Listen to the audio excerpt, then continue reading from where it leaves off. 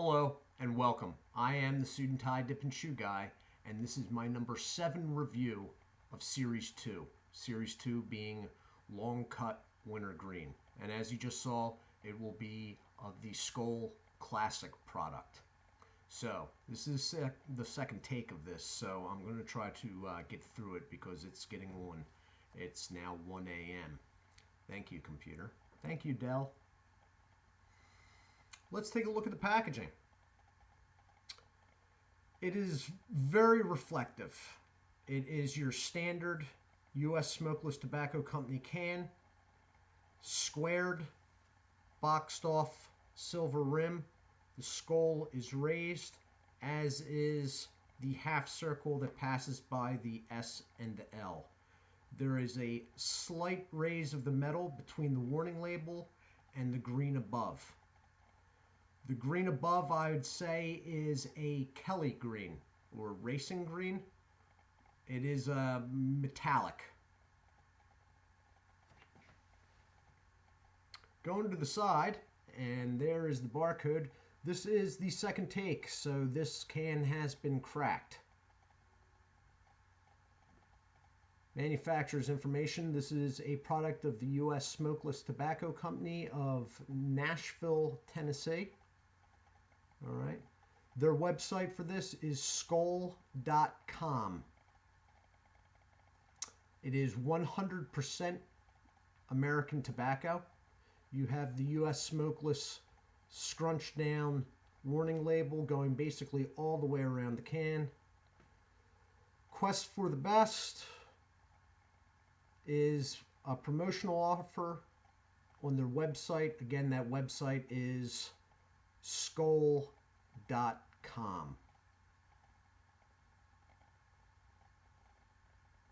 Net weight 1.2 ounces. On the back, you have the U.S. Smokeless stamped can, guaranteed fresh. In the middle is the sell-by date, which is in yellow pinpoint ink. And the sell-by date on this is October 28th, 2018. So the can is already open, so let me get right into this. Okay, you have a milder wintergreen smell, pretty much right down the middle. Not really sweet. On the other hand, I'm not sensing bitter. The cut on the first take I was a little surprised by because it is, I hate to say it's sort of all over the place. Now on the first one I pointed out what I was talking about, but I think I ended up actually pinching that for the first video. So let me see if I can get this up here. There are longer pieces. There's one right there at my pinpoint, strewn through this. They're longer, thicker, and sort of hard, which in a cheaper product I would say stems. I'm definitely a little surprised to see this in a can of Skoal. Although I'm not a fan of Skoal, it is not a budget product by any means. The quality is usually really good. Moisture level is okay. It was a little dry on top. Down in the can, the moisture level is fine. There is another one of those pieces right at the end of my pen point there. When I move away, you can see it a little better. I expected this in the next review because the next review is the Skoal Extra Wintergreen, which is a budget line of Skoal, the Extra series. I was a little surprised to see it in this can. I'm going to take a pinch and hit pause. Pinch is okay. All right.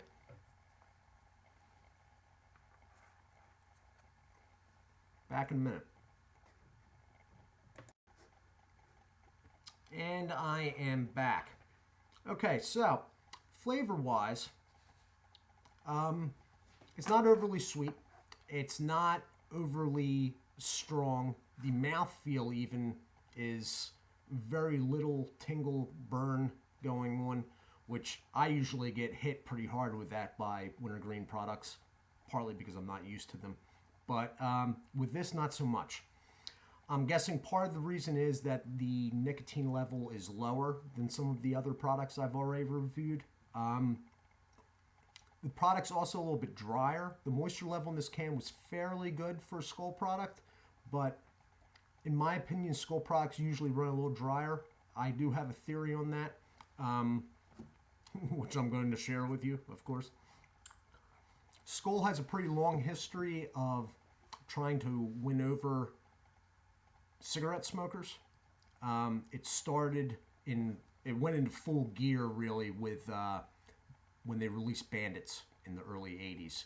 That's why the Bandits pouches are a little bit smaller and there's 20 to a can instead of 15, which is the usual for, I believe is the usual for most pouch products of Dip. But even in the 70s, they would send sales reps out into shopping malls to find cigarette smokers to let them try the product. I think they make the product slightly drier and not overly sweet to cut down on spit, because spitting is the #1 turnoff of this stuff. Now, I don't really get into spitting a lot. You will see me using the mud jug every once in a while during the videos. I don't go into color of spit, anything like that. It's not something, I'm not going to play that aspect up. Some products produce more spit than others.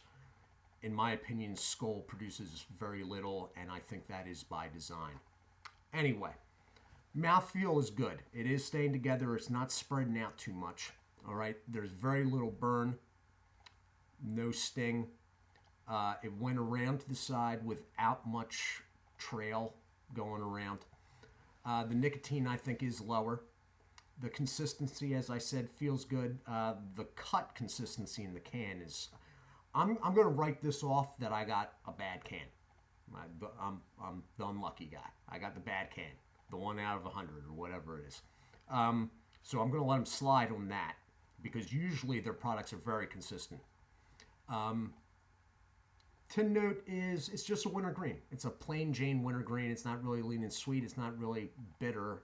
It's a little bit toned down, strength of smell. All in all, it's a quality product in quality packaging from a quality company. It's not for me, okay?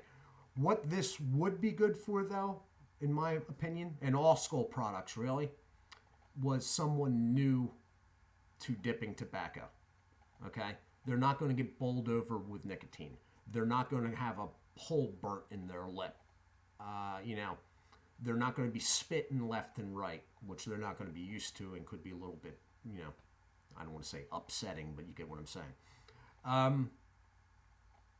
The can is very nice. I give them extra points for the can. I love the color green. Unfortunately, with all the reflection here, you don't get the full effect of that, but it's like what I would call a racing green, a Kelly green, sort of like a metallic forest.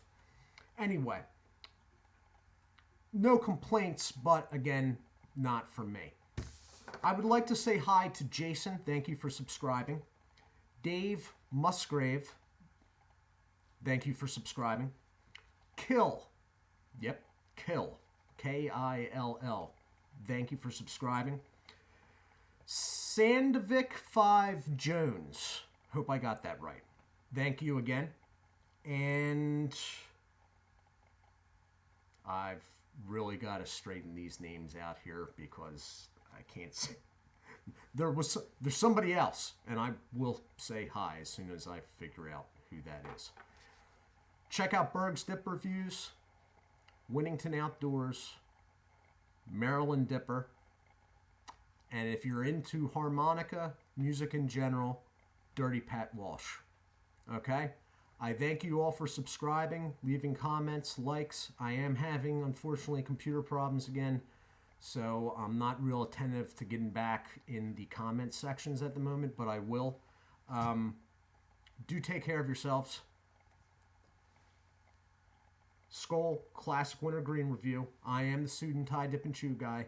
Take care of yourselves and God bless.